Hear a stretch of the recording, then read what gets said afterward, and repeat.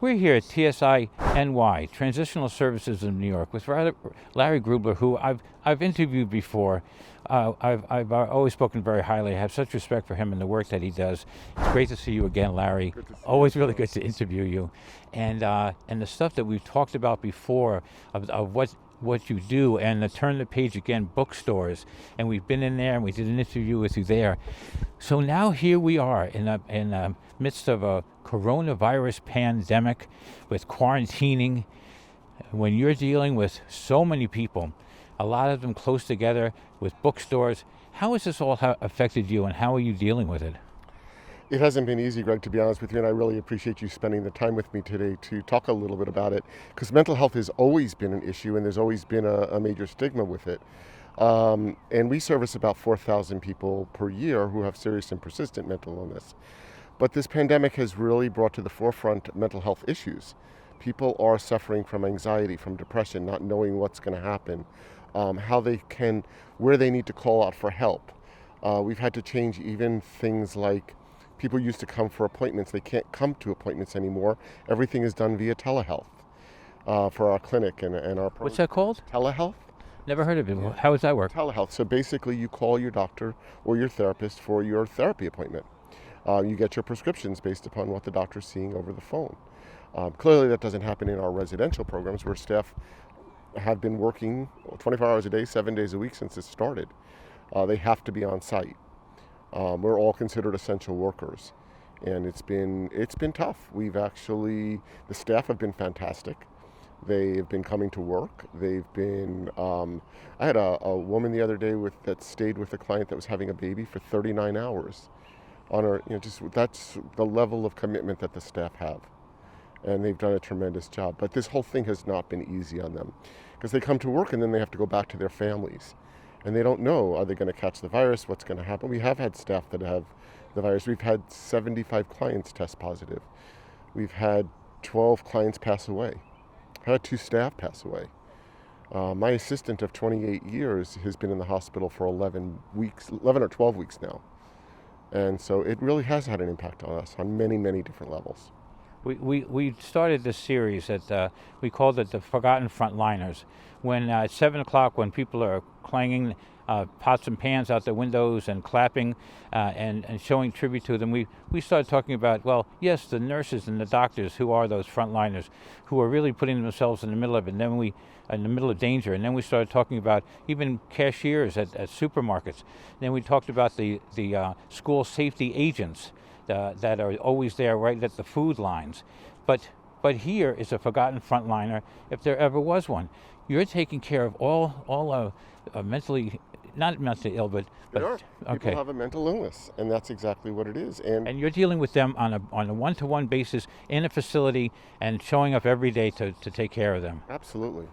Absolutely. I almost feel like one of the lucky ones, because I didn't have to stay home. I'll be honest. I got to come to work. That's a privilege at this point, because I know a lot of my friends have been in front of their computers and they've been just sitting for the last couple of months. We're privileged to be able to come to work and help people and actually work directly with them.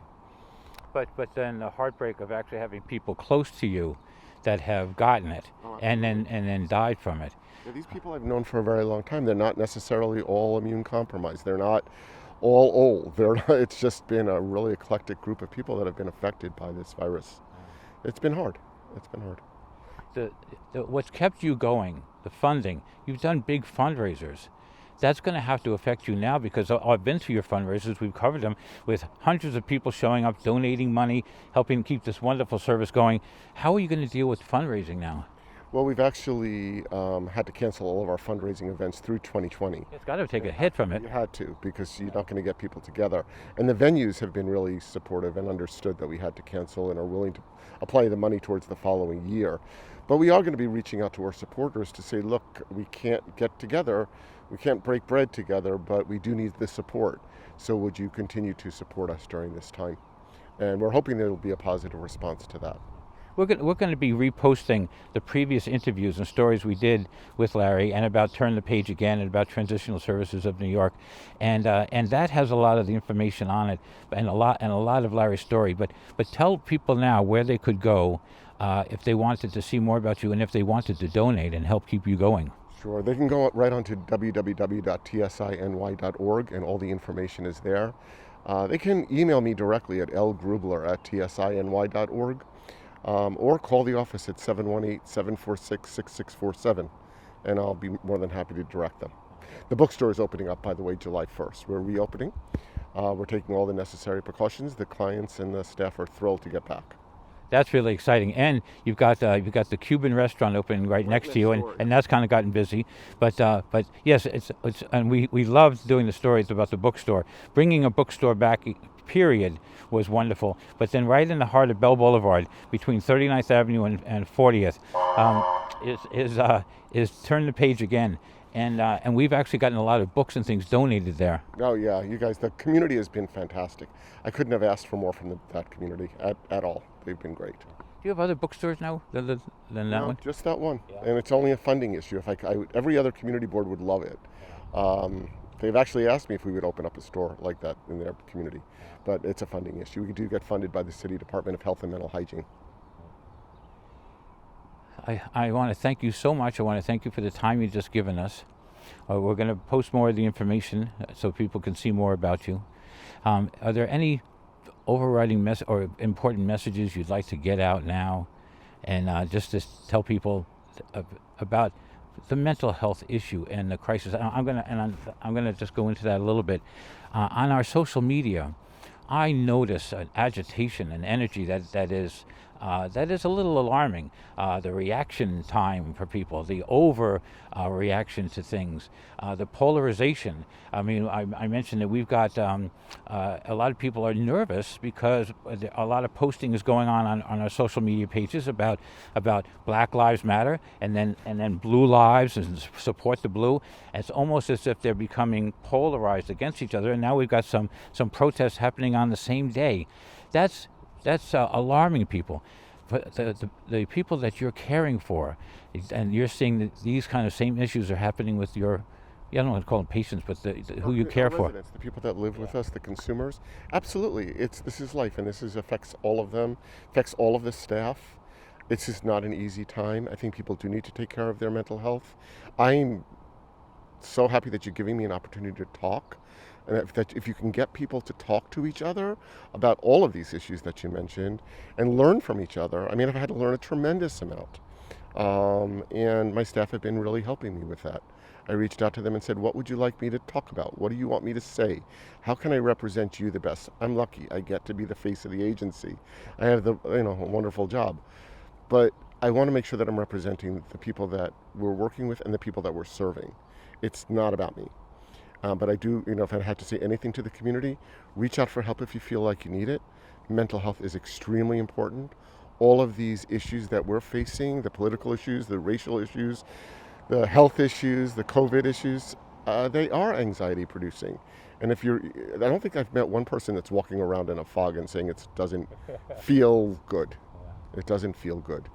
Reach out. Where would they reach out to? The city has a helpline, so they can call 311 and get some help from the city as well. They can call the State Office of Mental Health. They have a helpline. I don't have the numbers with me, but if somebody were to reach out to me, I certainly would help them. But if they reach out to me directly, I will point them in the right direction.